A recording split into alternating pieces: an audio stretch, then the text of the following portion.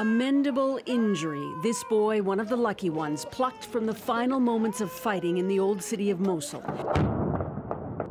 The corpses of ISIS fighters, evidence of their last lost battle to control Iraq's second-largest city. Iraqi fighters forced the last of them back into a tiny sliver of territory near the Tigris River, then claimed some of them jumped into the river to avoid being killed. Iraqis celebrated a second straight night as word spread. After the bloody, brutal 9-month offensive, heavily reinforced by the U.S.-led coalition, Iraq's prime minister declared the battle done. By the sacrifice of the Iraqis, their efforts and their blood, he said, we were able to achieve victory over this mean and murderous state and send it to the trash heap of history. But caution abounds. The remnants of ISIS still occupy other, smaller areas in Iraq. It could and likely will form a stiff insurgency, say military experts.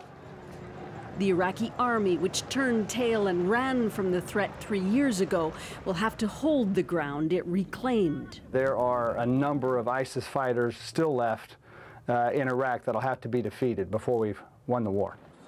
And the weak and injured, once trapped, are now streaming out of the old city, joining nearly 900,000 displaced from their homes.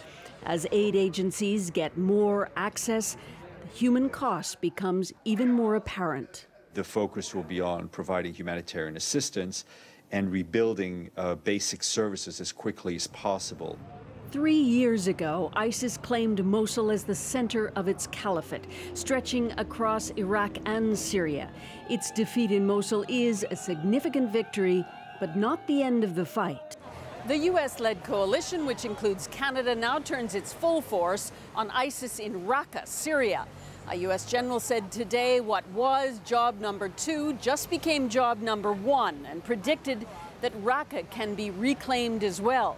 But ISIS has proven itself to be a formidable and determined enemy. Susan Ormiston, CBC News, London.